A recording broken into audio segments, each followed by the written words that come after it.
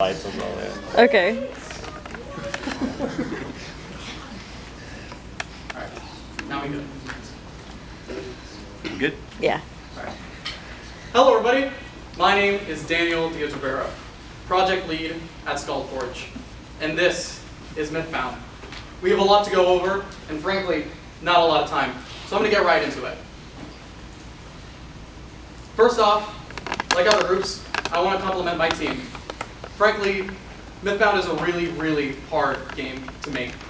We're experimenting with a lot of difficult technology and new technology, and everyone is all hands on deck on researching and growing their skills.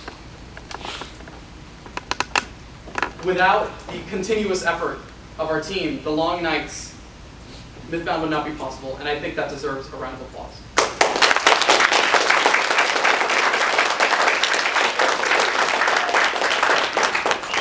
You guys consistently inspire me to be a better developer, so it's really just an honor to be working with all of you.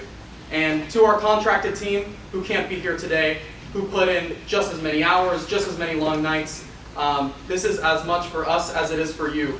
Thank you to Leo Hordman, thank you to Anna-Lauren Kahn, Rachel Flatley, Rachel Tiv, Ash Colts. It's so great to have you guys as full-fledged members of the team. Even though you can't be here in the building with us, we're so grateful for you. So please, one more round of applause for our contractors.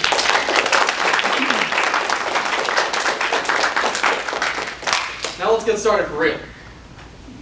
So, what is Mythbound? Mythbound is set in an alternate modern-day Norway. Norse mythology is real, and mythological runes and abilities reshape society, widening the class divide. The Valkyries host a high-speed, deadly competition for the elite's entertainment. Civilians, known as the Bound, sell their souls to Helheim for a chance at glory in Valhalla.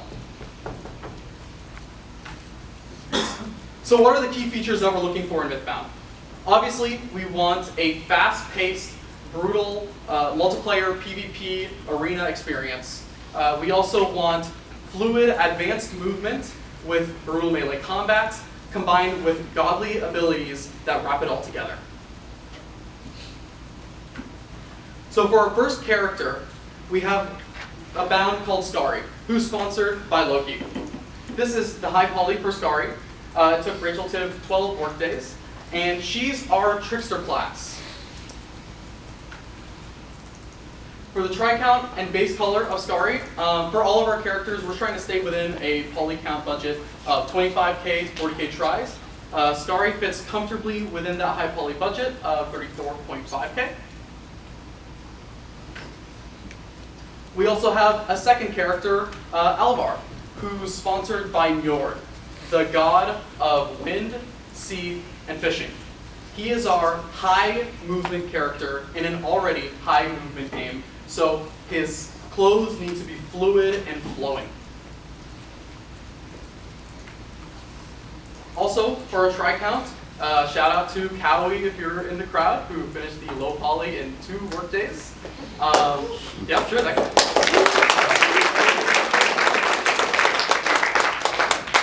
The poly count budget for Alvar is just barely over budget, given the time restrictions. Mainly, the pain point, as you can see there, is just the hair. But as soon as we cleaned up, Alvar's going to be ready for engine, and he's going to be shining in gameplay in no time. Also, we're proud to say that both of our characters are rigged. So as soon as things get wrapped up, they're going to be right in engine. We already do have Skari in engine with her base colors. Now for interface. We really wanted to keep a modern, sleek-looking interface, staying close to our contemporaries, but also staying close to the thematic of being in modern-day Norway. So for character icons, we're looking for clear, crisp, minimalized vectors. And for the UI, we're looking for transparent, clean HUD. So for our contracted props, so far we have 18 props developed by our contractors. Ash Colts is our dedicated weapons and props artist. We also have Anna-Lauren Kahn, who is our dedicated props and environment artist. So, really really excited to talk about animation because we're playing with some recently new tech. We've reverse engineered motion matching so that when we use a new rig and a new model, we target it towards the UEFN model. We make sure that we keep the same bone structure, the same proportions on the model, and we are able to get different characters of different sizes to all have this massive library of 40 plus super polished, super blendable animations. Now for the things that we can't accomplish with motion matching, we're going to be using motion capture to get the remainder of our player animations, as players are the primary thing that we're going to be animating, period. As you can see, we got a fun little video of Kai here doing our ground slam that you're going to see in just a moment here. After we take that motion capture data, we pass it on to our animators. Our in-house animator, Melanie, has been hard at work on motion matching research and rigging and skinning. So we passed on the initial draft of animations over to Joshua Almeida, who is our animation contractor. And he finished the respawn and downward slam animation in just one weekend in 17 hours.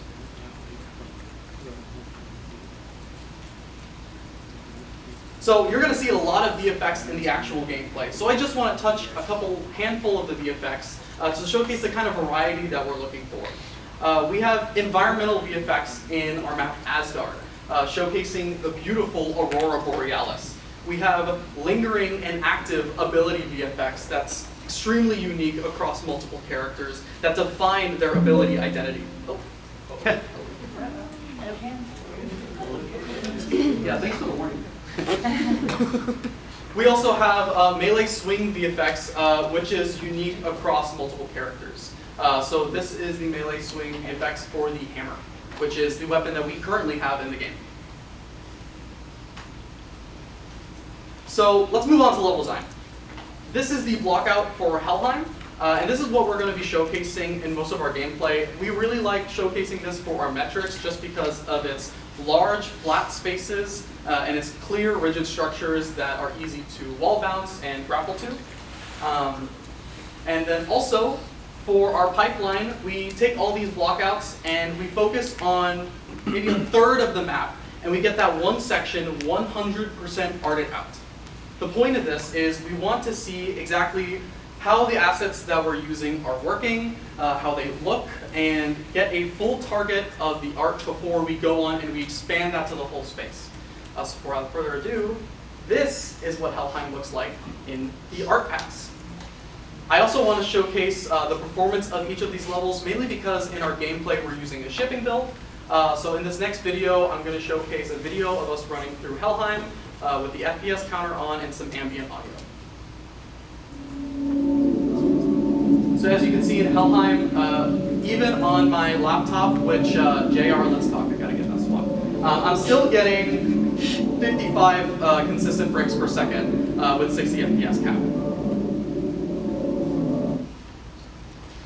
Moving on to Midgard, whereas our other levels are organized by having them constantly grow in verticality and height as they get to the middle, Midgard is the complete inverse of that. The middle of the map, the village, is set in a valley that's completely surrounded by mountains, which funnels the entire map into this one focal village and allows players to leap across rooftops and kite people around trees. This level has gone through so much iteration. We played with the idea of using mountains on the outskirts, ruins on the outskirts. We played with the idea of floating islands in the sky that massively connect the different corners of the map. And we took all those islands down because we wanted to really focus on that village in the center. And now I would like to present the art pass for Midgard. As you can probably tell, this is a little bit more than just a third of the level. Midgard was a great opportunity for us to stress test the assets that we're using so far. So we did an early pass of bringing those assets into the large scale of the level as an important risk analysis to see what would happen if in the second half of the semester we scale up without taking any further action. So this is a quick little walkthrough of Midgard. So when you're in the complete outskirts of the level and you're looking down on absolutely everything, the frame rate is obviously a little bit lower. We're looking at 40 to 45 target FPS consistently. When you get to areas with a little bit less foliage or a little bit less heavy assets, then you start getting that consistent 60. So this was a really, really important distinction for us to make. We know what our limits are with these assets, and we know exactly what we're supposed to be doing. This is the blockout for our third gameplay level, Asgard. Like Helheim, there's a massive environmental goalpost in the center of the map, only this time it's a breathtaking chapel in an iridescent sky covered with the aurora borealis, with villages on the outskirts. For a pocket scene for this level, we really just wanted to focus on where the player was likely going to be funneled and spending the most of their time. So we focused on the inside of this chapel. It's a gorgeous view. When you're walking around, there's a glass ceiling above you, and you can peek through the glass ceiling just barely to see the gorgeous aurora borealis and the top of that chapel. So here's the performance test for Asgard. We do hit consistent 60 frames in Asgard with just this one chapel. So I'll let that video play out.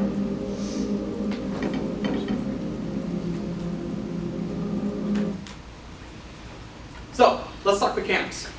Obviously, mechanics are going to be incredibly important and difficult in a multiplayer game. But the step one of getting that experience working was getting a multiplayer lobby. So in 10 hours, we integrated a lobby plugin. So you're able to host a lobby. We set this one up as vertical slice. You get to choose your game mode. You get to do password restriction. You can choose your player count.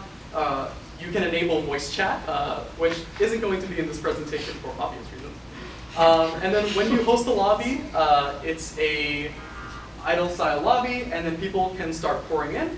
When you have all the people in your game, you can see their custom username. This is integrated with our Epic Online services, so this does work on LAN and through the network.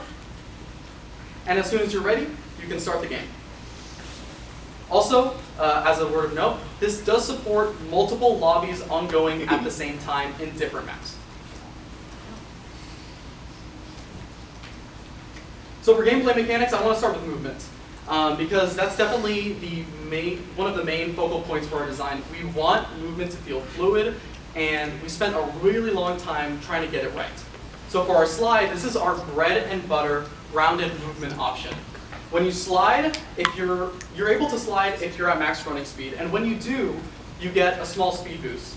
If you jump out of a slide, you get another speed boost. And when you enter the slide, it redirects your velocity towards your indicated direction. Hold on.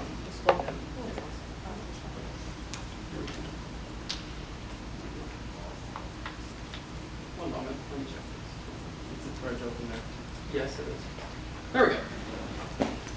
It redirects your velocity towards an indicated direction. This is great for kiting around corners, and if you're landing from a jump, you can quickly change directions and outsmart your enemies. But what if you're not grounded? What if you're using our movement mechanics to stay aerial? That's where the dash comes in. If you don't have any velocity, if you're aerial, or if you just entered a slide, the dash is your go-to emergency evasion option.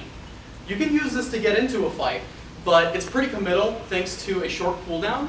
So if you're using a dash to get in, you better commit, and if you're using a dash to get out, it's probably a better idea. We also have a wall bounce. Verticality is something that you're going to hear a lot, but it's extremely important for integrating with our combat. And wall bounce is our step one. If you are colliding with a wall, you can use the jump input to jump again, and it puts you in a height that's tall enough to execute some of our combat mechanics, such as our downward slam, which we're going to get into in just a minute. We also have our grapple mechanic. This is a strong point-to-point connection that functions on a long cooldown. Cooldowns are disabled for this video, as you can tell, just to showcase the mechanic. It's on a long cooldown, and this is your get-out-of-jail-free card or your free location option. This sets you up for some really, really powerful ground slams and allows you to traverse the map in ways that other players can't if they're on cooldown. Let's move on to combat. So first off, we have our basic melee attacks. Melee attacks have two main properties. They have damage and they also have knockback. The damage and the knockback is scaled based off of your movement to encourage ambushing and to encourage fast engagements and quick engagements. If you use it against one enemy, it's probably going to work. You're going to be able to knock them back, maintain your positioning between you and the enemy, and it's going to be a fair trade. But if you start getting juggled back and forth between two enemies, tough luck, buddy. That's going to be pretty tough. You're probably going to get knocked out of your combat range, and you're going to have to find a new way to disperse groups. So what do when people are clumping together? There's lots of enemies, and you need to do a lot of damage in an area of effect. You use your downward slam. By using the wall bounce or the grapple strategically, you can launch yourself into the air and just absolutely eviscerate anyone below you. The radius, the damage, and the VFX all scale based off of the height that you come down. So if you use a wall bounce, a very low commitment, low time investment move to get a ground slam, it's probably going to work. But if you use a grapple and you super telegraph, soar into the air, and slam down onto a group of enemies, now you're causing some real havoc. So for our different character abilities, Alvar is sponsored by Njord, god of wind and sea. So we really wanted something that's going to give him that feeling of fluid movement. So for his movement ability, we gave him a little wind ball that when you hold the ability button, it stays in place, and when you release, you can do a knockback to enemies within a radius. Smart players can use this to disperse other players, but smarter players can use this to give themselves a burst of momentum in an indicated direction. When using the wind burst on yourself, we do call this the mega bounce in-house.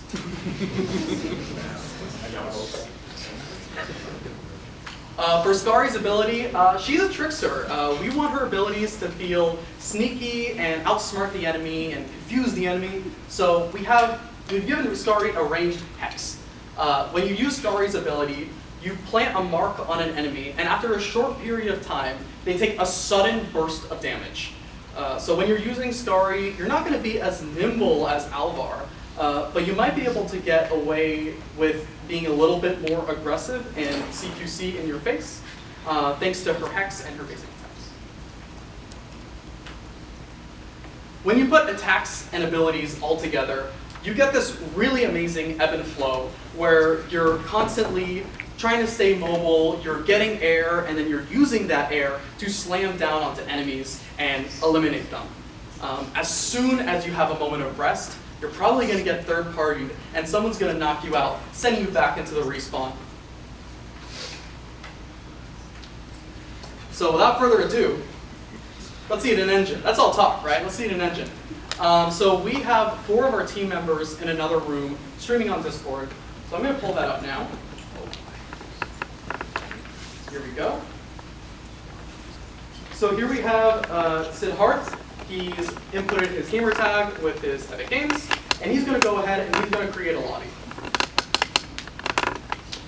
So he's going to set the description of the lobby today for vertical slice. So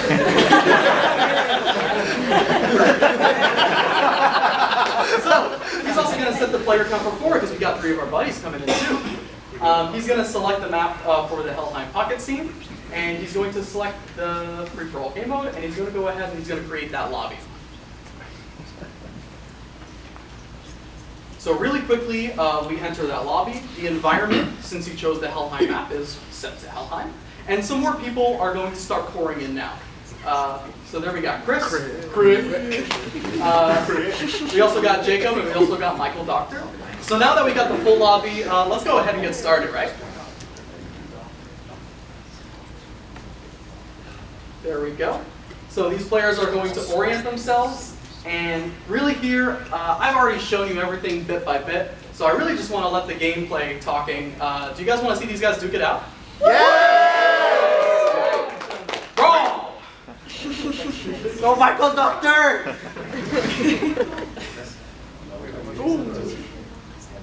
Ooh. Oh, he's surrounded. Oh no. Ooh. Oh, you just totally lost my guy. Oh! Oh, he's no fear. No, he's right. Oh, he's double kill.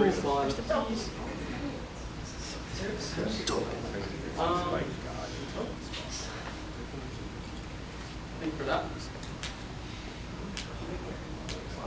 Bam.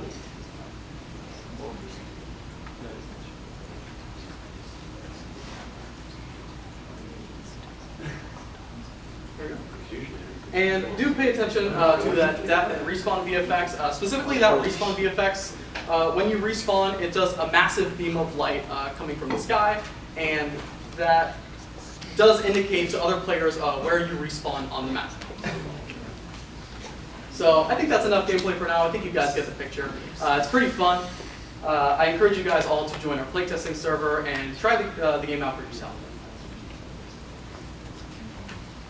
So let's talk production.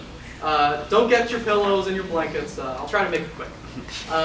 So obviously we're making a multiplayer game, so it's going to be pretty programming heavy. Also, it's worth noting that this graph does not include about 200 hours of meeting time, and it also does not include the work from our contracted artists. Something really that I want to emphasize here is the 96 hours spent on networking. When we were designing this project, we had to make a cost-benefit analysis. We knew we wanted to make a third-person action combat game with melee mechanics, but we just didn't know if we wanted to take a single-player or a multiplayer project. There was a really tough decision there where we knew if we made a multiplayer project, we would have to network everything. We would have to network the mechanics, we would have to network the VFX, we would have to network the sound to make sure that everything was communicating clearly between the host and the client. Based on our gameplay and based on our data, we can say that that cost-benefit analysis went into our favor. Dropping AI and NPC programming in favor of networking absolutely did work to our favor, and we really created a really great experience for you guys. I believe so. Also, entering production, we do have to make some scheduling adjustments. Typically, when you enter production, your meeting times go down, but that's not going to be the case for us. Our initial meeting time was 1 hour and 15 per week, and the emphasis was on frequent face-to-face check-ins so that everyone was talking to each other about the project and getting invested. Now, as we go into production, we don't need to meet face-to-face as often, but we need to have playtesting. It's great for morale, it's fun, it builds up some team bonding, and also, it lets everyone know where the project is at, and it lets them see their content in game. That's so important for in-house. Obviously, we get to do our own metrics and diagnostics and bug testing, but that's what our focus groups are for. So on the second week of every sprint, on the second week of every sprint, on that Thursday, we're going to have a scrum leading into a focus group test. So where are we now versus where we want to be? Right now, we have 2 characters. Currently, one is an engine, but within the week, that second one is going to start pouring in. We have 2 sponsor abilities in the Wind Blast and the Hex. We also have 4 movement abilities, all our movement abilities. And we also have 2 combat abilities, that basic attack that we showed you, and also that downward slam. We also have 3 levels blocked and set dress. Where are we going from here, leading up into Alpha? We want 3 characters. We're really, really confident that we can deliver that figure. We also want 6 sponsor abilities, 2 for each character. We already have our 4 movement abilities. We want 4 combat abilities, so we want to add a charge attack that's global across all characters. And we also want to add a defensive mechanic that responds to downward slams. We also want to have a 3 versus 3 versus 3 game mode. So what you're seeing now is the free-for-all game mode. That's great for those pocket scenes where we want to showcase the core mechanics, but we're thinking bigger. We want people to be fighting in teams across teams and using those player dynamics to support each other while fighting a common enemy. We also want 3 levels with, very important, artistic cohesion. As you guys can probably tell, we're really, really relying on asset packs. And a problem with that is that the little differences between asset packs cause a lot of work for both our in-house and contracted artists.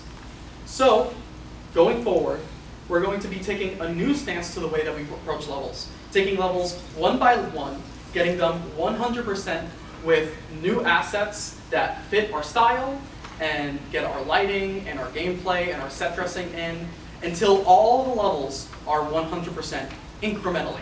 That way, we always have a super, super polished game to deliver, and we can continue working on those levels throughout production relatively stress-free. Also here, you have our burn down chart. Pretty simple here. The first week, we had a little bit of ramp up. A lot of people were working on their game jam, just getting started with the semester.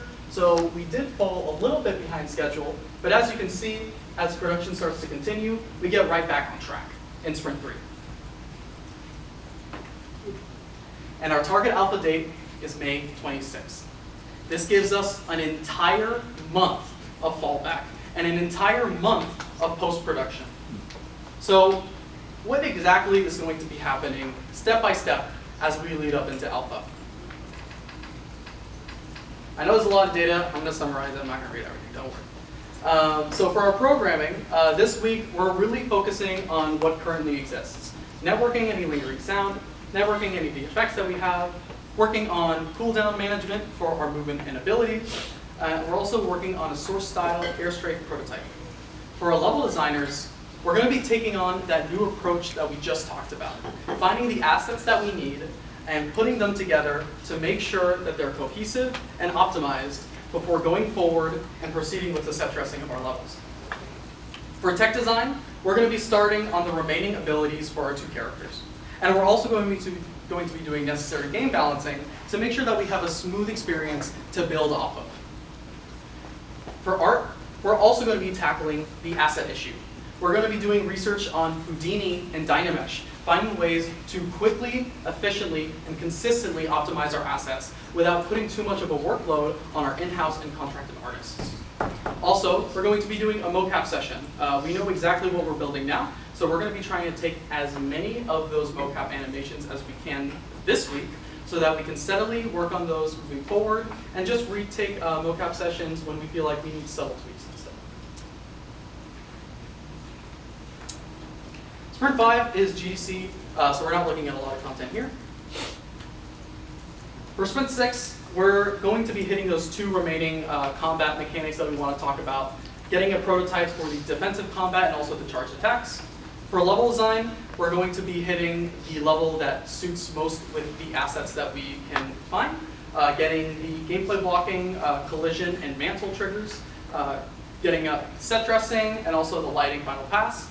We're also going to be making a very small lobby environment for the lobby that you guys saw earlier that was set in Helheim, so we're going to have to refactor those as well, level by level. For tech design, this is also when we're going to start on Eirik, Thor's Bound's ability. For art, we're also going to be texturing the two characters that currently exist. And working on dynamic clothes, so the dynamic cloth physics where the hair is flowing, the clothes are flowing, that integrates with movement. That's also something that exists that we reverse engineered for motion matching, so we're going to be experimenting with that.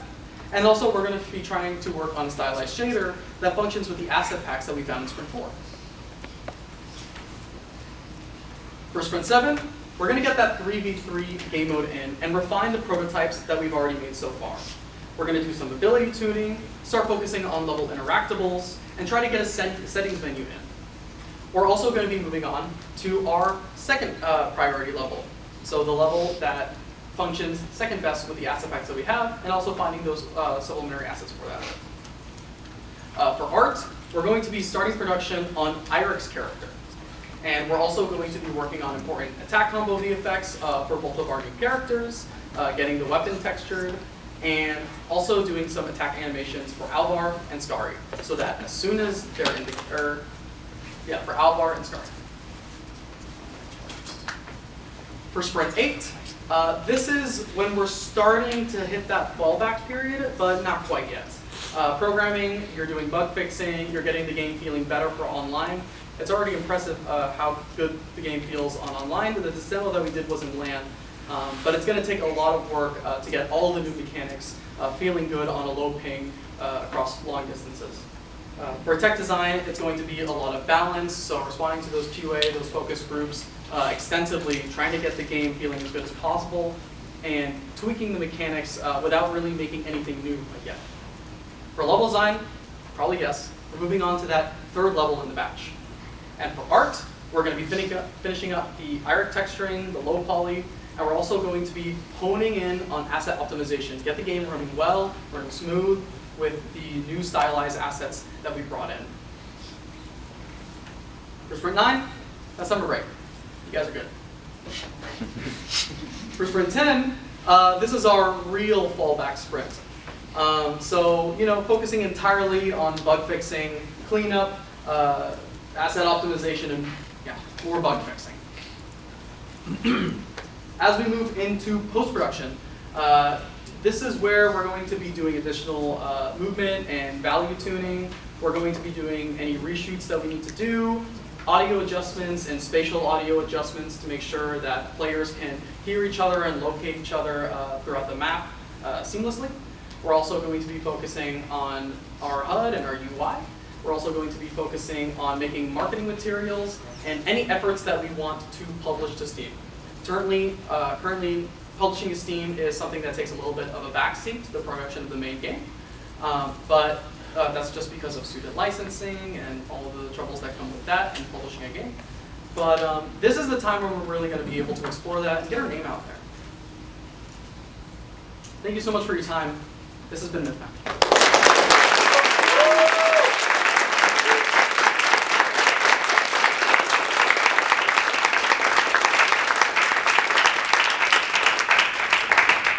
Well, you officially ran 1 minute past the time.